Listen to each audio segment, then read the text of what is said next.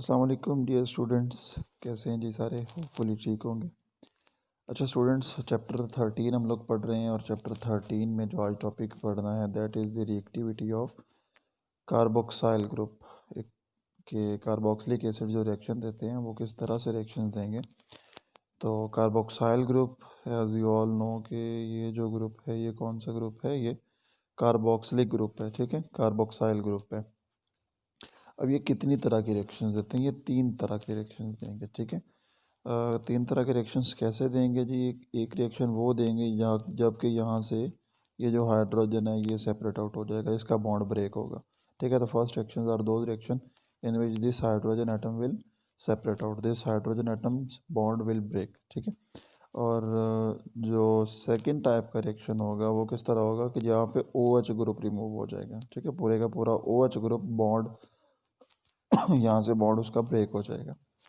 और third type का जो रिएक्शन है वो थर्ड टाइप का ऐसा रिएक्शन जहाँ पे ये ऑक्सीजन रिमूव होगा कार्बोनाइल का, ठीक है जी। तो 3 तरह के रिएक्शन होते हैं, देखें यहाँ पे 3 तरह के रिएक्शन है जहाँ पे हाइड्रोजन एटम इन्वॉल्व होता है, हाइड्रोक्सल ग्रुप इन्वॉल्व होता है, और थर्ड इज कि पूरे का पूरा कार्बोक्साइल ग्रुप ही इन्वॉल्व होता है उसमें, ठीक है। तो ऐसा रिएक्शन जिसमें हाइड्रोजन एटम इन्वॉल्व होता है वो कैसा होगा?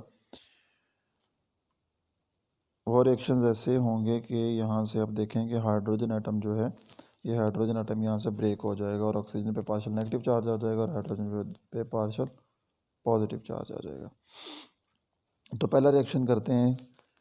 पहला रिएक्शन है जी इज़ विद बेस। तो आप यहाँ पे देखें सिर्फ रिमूव इसने होना है, ठीक है, रिमूव किसने होना है? ओनली हाइड्रोजन एटम ने यहाँ से रिमूव होना है।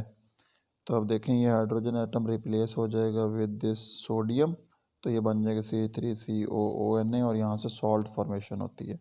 कौन सी सॉल्ट फॉर्मेशन हो रही है जी? ये है जी sodium salt of acetic acid, और बाकी ये OH और ये जो हाइड्रोजन यहाँ से रिमूव हुए इन्होंने मिलकर क्या बना दिया? वाटर बना दिया। Next reaction is the reaction with carbonates and the bicarbonates. तो यहाँ पे हम पहला रिएक्शन करवाएंगे विद सोडियम कार्बोनेट और दूसरा रिएक्शन है विद सोडियम बाइकार्बोनेट। तब यहाँ पे देखेंगे ये हाइड्रोजन जब रिमूव होगा इसकी जगह पे ये सोडियम आएगा, ठीक है। तो इस जगह पे जब सोडियम यहाँ पे आएगा तो ये Na2CO3 है, 2 सोडियम है हमारे पास। तो इसके लिए हम क्या करेंगे? यहाँ पे 2 number of mole of acetic acid use करेंगे। तो यहाँ पे 2 मोल्स ऑफ सोडियम आ जाएंगे, तो ये अगेन बन जाएगा sodium salt of acetic acid. और बाकी हमारे पास रह जाएगा जी ये 2 हाइड्रोजन हो गए H2C भी एक रह जाएगा और ऑक्सीजन रह जाएंगे 3। तो यहाँ से बन जाएगा कार्बन डाइऑक्साइड एंड वाटर। उसके बाद next reaction is with bicarbonate जो कि सोडियम बाइकार्बोनेट है। तो ये हाइड्रोजन सिर्फ यहाँ से रिमूव होगा, रिप्लेस हो जाएगा विद दिस सोडियम। तो ये आ गया C3COONA और बाकी कार्बन डाइऑक्साइड और water. Next reaction is with a metal. तो सोडियम मेटल की बेस्ट एग्जांपल है ये रिएक्शन हो रहा है जी with the help of sodium metal. तो यहाँ पे ये सोडियम आके इसके साथ सब्स्टिट्यूट होगा हाइड्रोजन के साथ। लेकिन यहाँ पे अगर आप देखें कि हाइड्रोजन अगर यहाँ से रिलीज़ होगा तो प्रोडक्ट में ओनली H बनेगा, ठीक है।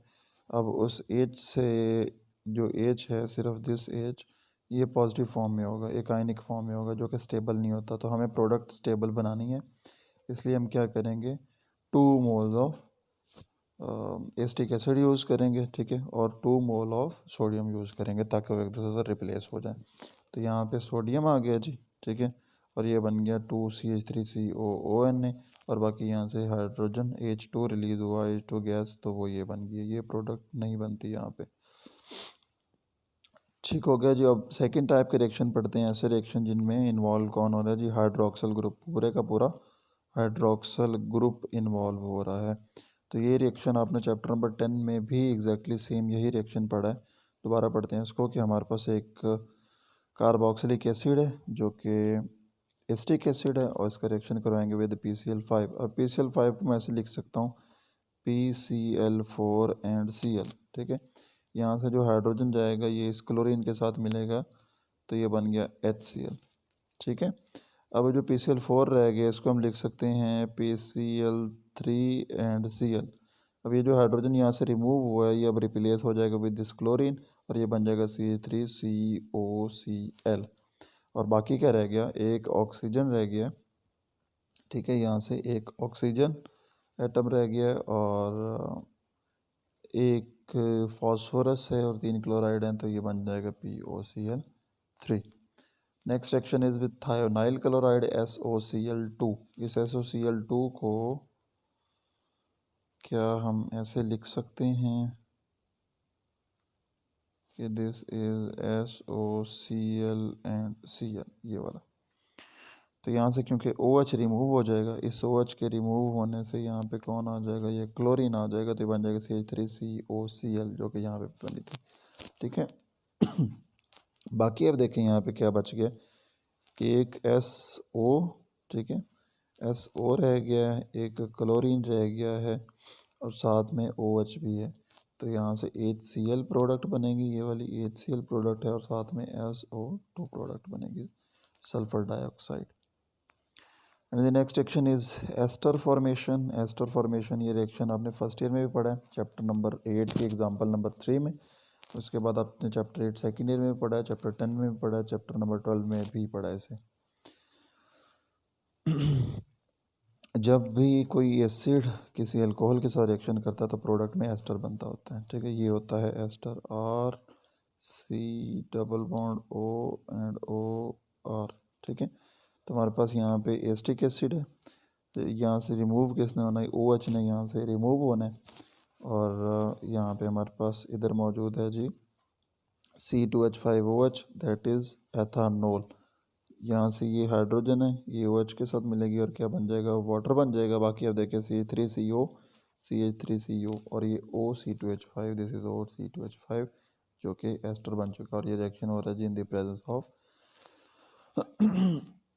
सल्फ्यूरिक एसिड, ठीक है जी। और इसके एक पॉलीमर भी बनता होता है एस्टर का, जिसे हम पॉली एस्टर कहते हैं, और जो कि आप लफ्ज़ बड़ा सुनते हैं ना, polyester, polyester, that is actually poly ester, ठीक है जी। Dear students, this was the lecture for today, thank you very much for listening. अल्लाह हाफिज़।